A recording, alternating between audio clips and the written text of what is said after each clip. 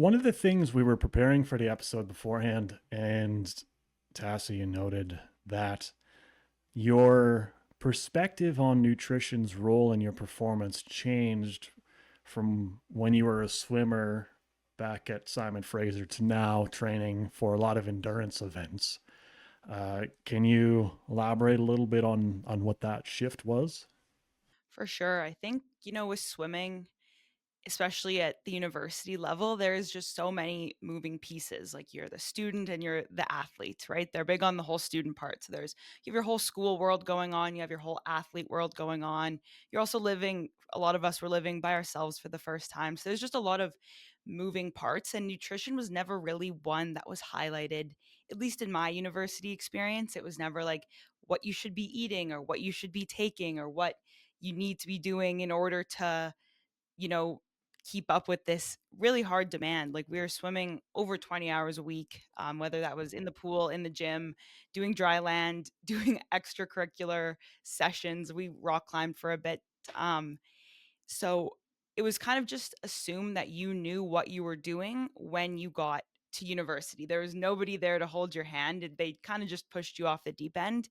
So yeah, we were having, 2.5 hour sessions, just having water. Maybe I know, like, some sessions I wouldn't even touch my water bottle. Couldn't stop to have a snack. Nobody, maybe there was Gatorade, not really any electrolytes, nothing like that. It was pretty much just like get in, swim, don't stop. And then after, obviously, we would go eat and sit in the dining hall for hours trying to, like, catch up, right? And so I think the biggest shift is I took away from swimming that I was somehow, like, immune to all of these rules. I thought, "No, my glycogen stores, like, my muscles have enough energy to last 2 hours. I don't need to refuel. I don't need to do any of this." And it took some, like, really long bike rides and long runs, and kind of got to that point where I hit that wall and was like, I'm out on my bike, I'm out on a run, and I don't think I can make it home. Like, I'm gonna have to call my mom, call my grandma, like someone's picking me up. This was a mistake. And then I would just, take a snack that I had packed, because I'd pack it. But again, like, I thought I was better. I thought I was above it. 20 minutes later, I was fine. I was like, I can actually keep biking for another hour and a half. I can make it home on my run. I can get through this. So I think it took a couple of those experiences to really reinforce the importance of nutrition for me.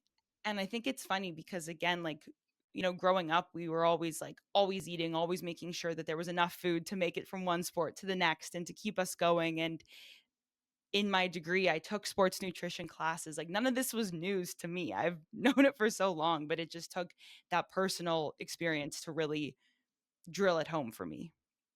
Yeah, I find it interesting how would you say your experience in competitive swimming, you weren't implementing a lot of the strategies that you now come to know that are quite valuable from a nutrition perspective. Would you say you were still able to perform well when you were a swimmer? Yeah, and that's the weird thing. Like, it wasn't really like towards the end of practice, I felt that same wall or anything. It was, you'd get out and you would feel it for sure. Like, you were like, I don't even know if I can make it to the change room to put my clothes on to get some food in me. But I don't necessarily feel it the same way I do like running.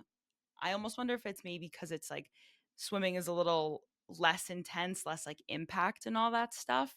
But I do wonder what, if any other programs like allow for snack breaks, or they have electrolyte drinks or those carb drinks, or if there is sort of like an actual change. I would be very interested to know, because I never felt a difference when I was actually training, weirdly enough.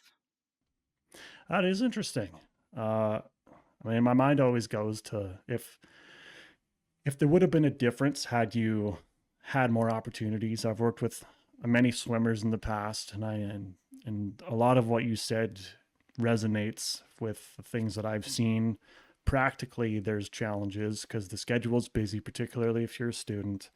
And even if my athletes that are like in high school that are swimming competitively, training hours are lengthy, a lot of volume, so you're juggling a lot of things, and then the intensity of the training itself, not just from an exercise perspective, but just how busy the schedule is in a training session.